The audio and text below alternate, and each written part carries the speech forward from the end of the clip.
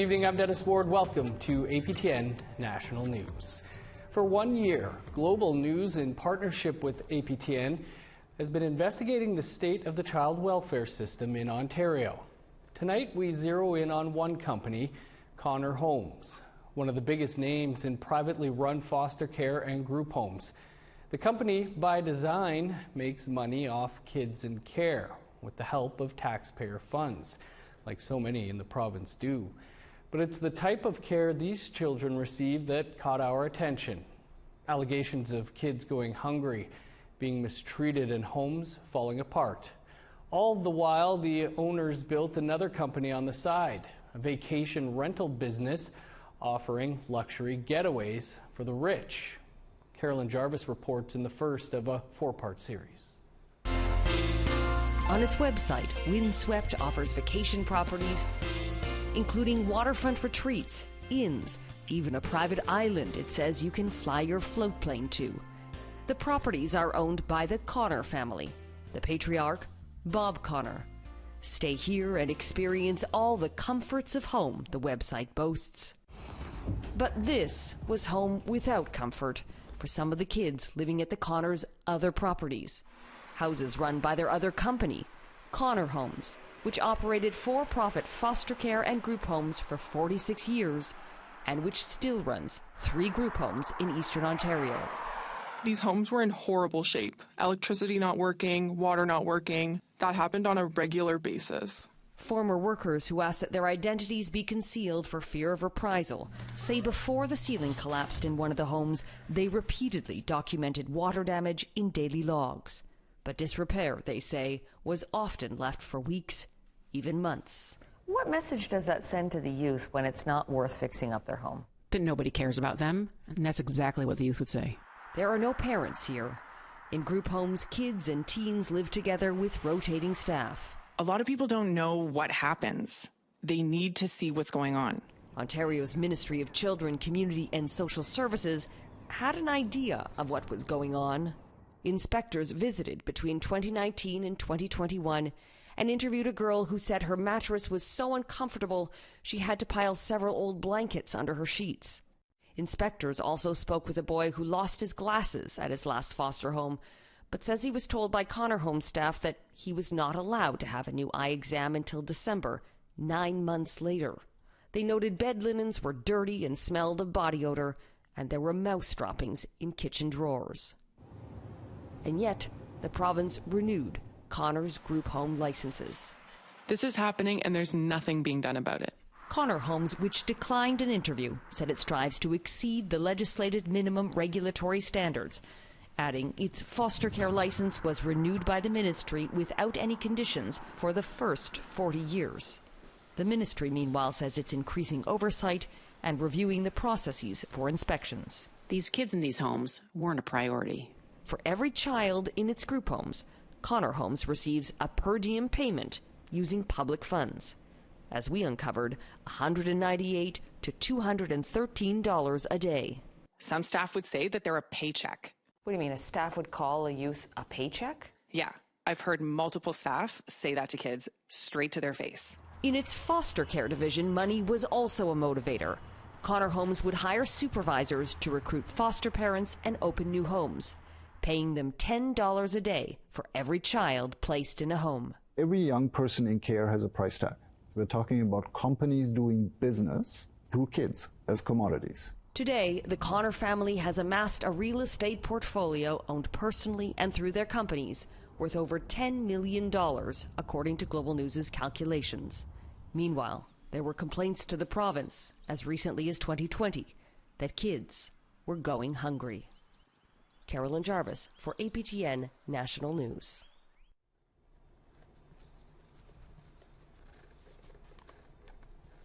And we will continue our investigation into Connor Homes tomorrow night when we hear firsthand from a young man who lived there and says it's no place to raise a child. The Assembly of First Nations heads into its annual General Assembly in Vancouver on Tuesday, but it will be without the organization's national chief, who has been suspended by the AFN's regional chiefs. A last-ditch attempt to be reinstated by Ontario Superior Court failed last week, Now the ongoing controversy has those wondering who's to blame. APTN's Fraser Needham reports. It wasn't supposed to be this way. Less than a year ago, Roseanne Archibald was elected as the AFN's first female chief in the organization's history. She was elected on a platform of shaking up the organization and making it more transparent. But a year later, she remained suspended by the AFN executive over alleged employee harassment claims. Archibald told APTN National News last month she is the victim of a smear campaign. And this pattern that I've experienced at the AFN of launching HR investigations, I really hope people see it. They see that there is a real toxic pattern in the organization. And that's really why I'm asking for an independent investigation into the AFN to look at where these toxic patterns are sitting in the organization. How do we clean them out and how do we heal them? Toronto academic Pam Pomater said the AFN executive has overstepped its authority. What they've chosen to do is, instead of dealing with the HR issue, is they've now politicized it. They attempted at first to suspend her as national chief, which they have no authority to do. Then they backtracked, said they were getting rid of her on the board, but the political damage has already been done for a staffing issue. Winnipeg academic Nagan Sinclair told APTN he believes both sides must bear some responsibility. And it's really a colossal failure on both sides, particularly by the national chief to not be able to bring people onto the side of her vision. And then on the other side, the regional chiefs who seem to just not want change in any direction. Pomater said regardless of what happens now over the course of the three-day assembly, the damage has been done. This is a disgrace. It's an embarrassment to all of the First Nations in this country. And it just shows how far gone the Assembly of First Nations has become. Any mention of Archibald has been removed from the Assembly's official agenda. On Tuesday, the Assembly will deal with a resolution that calls for the removal of Archibald from office, based on the fact she didn't receive 60% of ballots cast in the 2021 election, as required by the Constitution. Fraser Needham, APTN National News, Ottawa.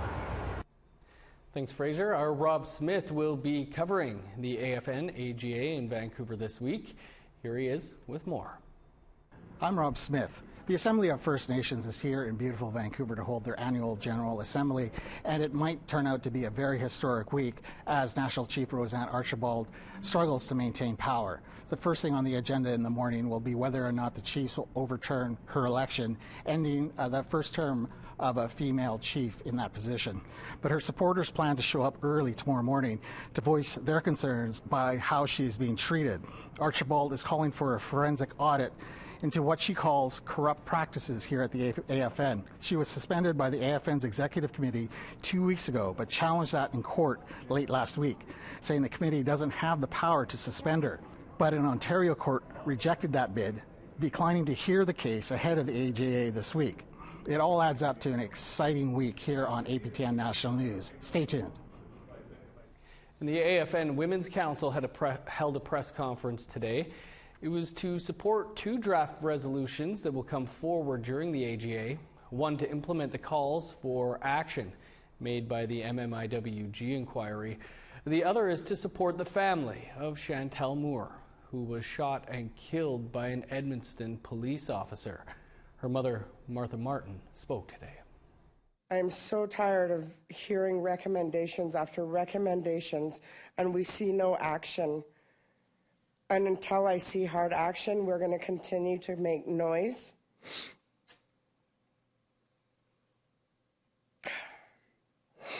And if it comes to it, then we need to start looking at our families and talking about a class action lawsuit. And we'll have much more from the AFN AGA tomorrow. A $20 billion compensation package for First Nations children harmed by the child welfare system is one step closer to reality. Details after the break.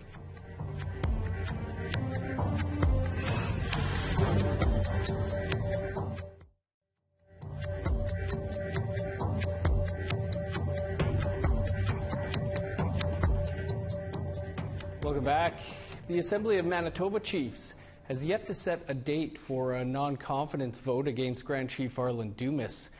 But the AMC says a special in-camera meeting will be held as soon as possible to pursue Dumas's removal as Grand Chief. An independent investigation found, quote, the conduct engaged in by Arlen Dumas amounts to workplace harassment. The AMC says they are unable to provide any additional information at this time, and the report will also remain confidential. Dumas was suspended in March 2022 after a female colleague alleged he sexually assaulted her.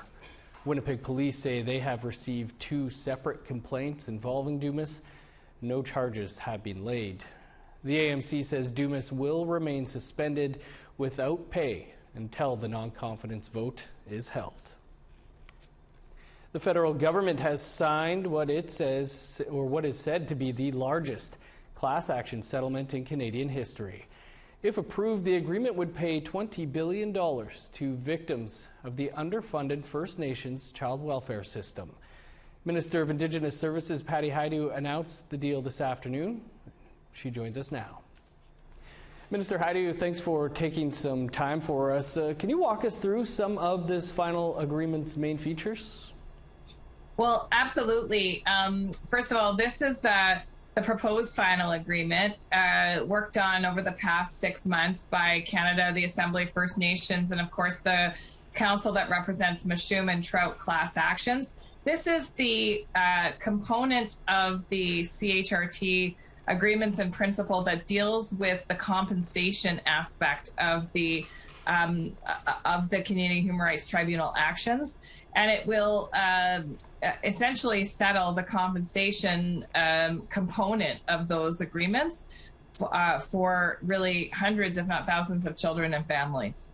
What were some of the main sticking points that needed to be sorted out over the last few months? Well, first of all, who is included in the compensation agreements and what kinds of situations might be covered by compensation, but also how the compensation would unfold. And of course, really grateful to the Indigenous leadership that really focused on making sure that compensation was designed in a way that would not re-traumatize or re-victimize people. Of course, many people sharing experiences about how the original Indigenous residential school payments could often create feelings of victimization for people who applied for those compensations. And so all parties agreed that this should be done in a way that was culturally appropriate, relevant, and respectful. So, again, over the past 6 months, led by and assisted by Murray Sinclair, parties worked really diligently to make sure that we got at an agreement that all parties could feel confident would achieve that compensation, but also do so in a way that was respectful. So when will people be able to begin applying for that compensation? So the next steps are that both the federal court and the CHRT have to accept the proposal as signed off by the parties. And once those the proposal is accepted, then compensation can begin to flow. It won't be, as you know, delivered by the federal government, but we are, ready to support that delivery in any way that's needed. The federal government also promised to pay another $20 billion in program funding, which isn't part of this settlement. Where are negotiations at with that? So you're right. That's the second, and I think probably equally critical component of the agreements in principle. And I'll just remind viewers, there's 2 streams. 1, the compensation that we just finished talking about, and 2, reforming the system of child welfare so that this will never happen again. Now, those conversations continue. They are complex, of course, because they span multiple provinces and territories. And, it's really getting at making sure that the systems in place, including the funding systems in place, will ensure that we never find ourselves again having to compensate for ongoing systemic racism in funding or in care. And so I'm very encouraged by the positive nature of those conversations.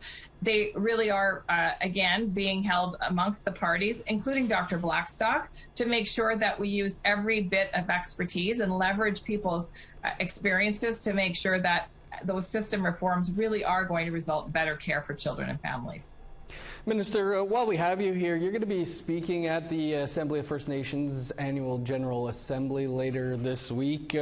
Any comment on the current turmoil there at the AFN, an organization that the federal government funds quite generously? Well, listen, I think every organization has challenging times, and I wish the best to all of the members of AFN as they sort out how to govern themselves. But I will say this, a strong AFN is very important. We have a number of priorities that we're working on together, things like co-developed healthcare legislation, co-developed policing legislation, new clean water legislation, and many, many other things that the AFN is critically important in helping the Government of Canada reform and change, quite frankly, the way that we do business and do it in a more collaborative way with Indigenous people and stakeholders. So I'll be there to have some meetings with different regional chiefs and different partners, and of course speak to the AFN when the time permits. Minister, we'll have to leave it there. Appreciate you taking some time. Safe travels. Thank you very much. Take care, Dennis. The pandemic shut down 2 years worth of activities, including many festivals. Many are now returning, including one in Whitehorse that we'll take you to after the break.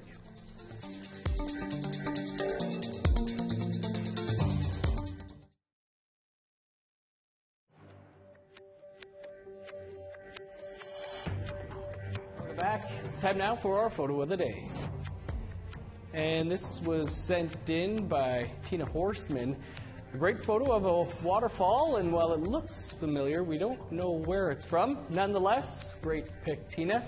If you have a photo you want to share, send it to us by email to share@aptn.ca, and be sure to include as many details as possible. Now let's take a look at tomorrow's weather forecast. Starting on the East Coast, 24 in Charlottetown, 20 in St. John's, 11 with rain in Nain, 17 and showers for Happy Valley, Gooseville. Rain and 21 in Montreal, cloudy and 21 in Chibougamau. Rain and 21 for Sault Ste. Marie, showers and 22 in North Bay. 20 in Thunder Bay and Wawa with rain, 23 in Sioux Lookout.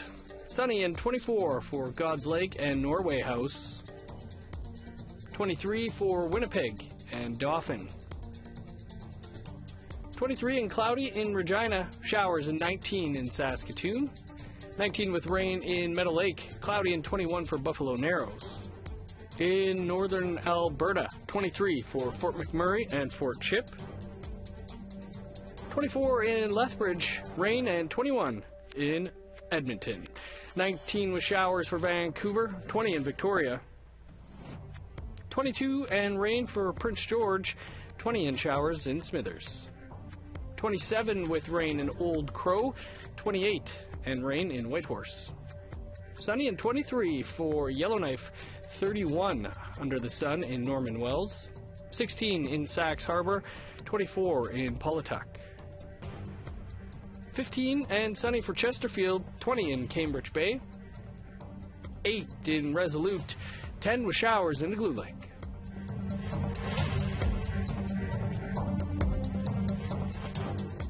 An Indigenous Arts and Culture Festival based in Whitehorse is back again after a 2-year COVID hiatus.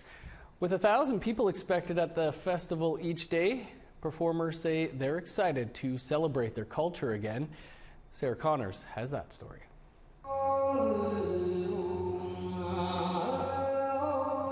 Attica means coming into the light in southern Shoshone, and it's also the name behind Attica Cultural Festival, an annual week-long celebration held in Whitehorse, showcasing Indigenous arts and culture from across the circumpolar region.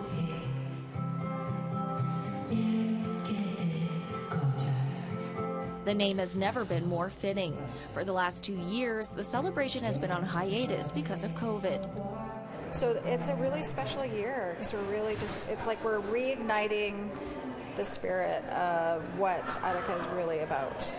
Katie Johnson is Attica's co-founder and producer. She says despite the hiatus, the festival is celebrating its 10th anniversary. We're just really excited about this year because of the pandemic, we haven't been able to celebrate. So this year is very powerful in bringing that spirit back again. As always, there is a world-class gallery featuring Indigenous jewelry and artwork from across Canada, as well as hundreds of visual and performing artists. This year, a special treat. Ailo Valet and Alexi Nidabuavio are a Sami rap and juggling duo from Finland. Let's see if you're ready for a little party today in the daytime. The Sami people are an indigenous group from northern Scandinavia. Of course, since it's an indigenous festival, and it's always a great chance to network and get to know other indigenous peoples. For performers like Valet and Nidabuavio, Attica is a way for them to show off their Sami heritage. And also content-wise, it's about the Sami way of living, the Sami philosophy of life, and also like trying to bring the traditional way of living to the limelight. Clarence McKenzie is with the Clecho drummers from the Northwest Territories. The group is demonstrating traditional hand games to audience members. McKenzie says COVID has impacted the group's ability to play hand games at events. It's been a really tough time with COVID. I believe this is a great event showing off our culture. As the festival is expected to attract up to 1,000 visitors each day, McKenzie says the event is a great way to immerse audiences in Clecho culture. Yeah, I believe that they had a wonderful experience watching us play. Attica wraps up on July 5th. Johnson says ultimately the festival is a way to celebrate the art and culture of Indigenous people in the circumpolar region. You know, the spirit and the intention of why we have this festival every year is always about just bringing communities together, sharing stories, and really just the heart and soul of us coming together. Sarah Connors, APTN National News, Whitehorse. Great to be able to get back together and gather again. That is all the time we have for your APTN National News for this Monday. You can find much more on anything you've seen here over on our website, aptnnews.ca. Of course, tomorrow is a big day for the Assembly of First Nations and National Chief Roseanne Archibald. You can watch the annual General Assembly tomorrow live on our Facebook and Twitter feeds, and we'll bring you all the latest right here tomorrow night. I'm Dennis Ward. Thanks for being with us. We'll see you back here tomorrow.